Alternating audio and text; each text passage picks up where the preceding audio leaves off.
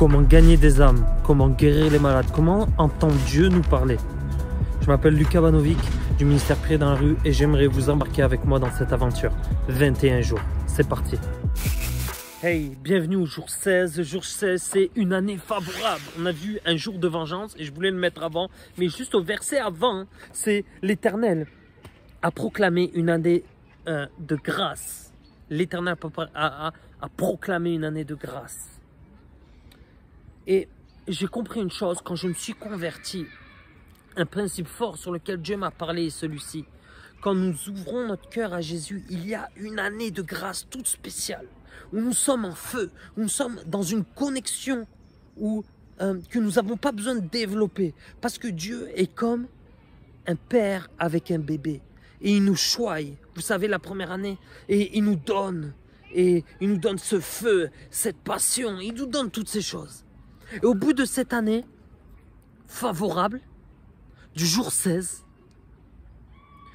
quand nous amenons les gens à Jésus, ou si nous-mêmes nous sommes nouveaux convertis, nous devons comprendre que comme le Père est un Père d'amour, et que le Père n'est pas seulement un pasteur, mais qui veut nous envoyer loin et surtout suivre son Fils Jésus dans les mêmes traces, le Père va commencer à se retirer petit à petit et va vous amener dans une réalité du combat spirituel afin que vous forgez vos propres armes, que vous façonnez vos propres armes.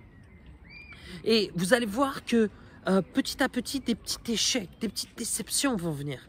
Et vous allez devoir, pas simplement recevoir comme recevoir, mais vous allez devoir apprendre à chercher la face de Dieu, à chercher dans la parole et aiguiser vos armes afin de combattre ces choses et grandir avec Dieu. Dieu veut que vous deveniez mature dans la rue, dans votre café, dans votre travail, pour libérer la puissance de Dieu et commencer à acquérir de l'habilité. Cela va devoir vous permettre va vous permettre de vous donner des armes et vous devez vous équiper. Vous devez avoir une vie de prière. Vous devez chercher la face de l'Éternel. Vous devez demeurer dans sa parole, demeurer dans la communion et avancer dans cette dynamique-là.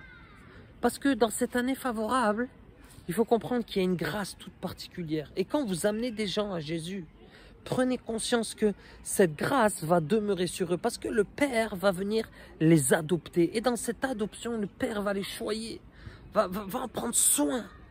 Et c'est une année charrière, c'est comme la période de fiançailles avant de se marier. Quand je me suis marié, je me suis fiancé 1 an après je me suis marié. Cette période-là, nous avons profité pour régler toute notre vie. Il y avait une grâce particulière pendant cette période qui nous permettait de mettre à la lumière des choses, de régler nos vies. Il y avait une grâce particulière. Et je crois que quand nous ouvrons notre cœur à Jésus, que nous invitons Jésus dans notre vie, nous sommes comme dans cette période de fiançailles, si je peux illustrer cette image. Et cette période-là va nous permettre de tout régler avant le mariage. Ok? Avant la nuit de noces. Et notre vie doit être réglée. Des choses doivent être réglées. Il y a une grâce particulière pour le régler. Et nous devons avancer et comprendre cette puissance-là. Quand vous amenez quelqu'un à Jésus, ne vous laissez pas comme un bébé, mais accompagnez-le. C'est vraiment important. Donc la première question, c'est qu'est-ce qui fait votre joie aujourd'hui? Pouvez-vous écrire quel est le sentiment de la grâce de Dieu dans votre vie qui vous pousse à aller de l'avant pour prier pour les gens? La joie de l'Éternel. Quand une personne vient à Jésus, le ciel est en festoyade, le ciel, les anges dansent, il doit y avoir un mouvement, vous savez, de fête dans le ciel. Est-ce que la parole dit? Il y a plus de joie pour une personne qui est sauvée. Il y a beaucoup de joie pour celle-ci. Et le Père est tellement content et honoré de savoir que nous allons chercher les brebis perdues. Nous déclarons ensemble pendant cette journée. Dans ta présence, Papa du ciel, tout évolue. Je veux publier et proclamer tes merveilles et tes desseins en ma faveur. Mais leur nombre est trop grand pour que je les compte. Nul n'est comparable à toi. Je veux chaque jour manifester ton amour, proclamer ma reconnaissance et manifester mon allégresse.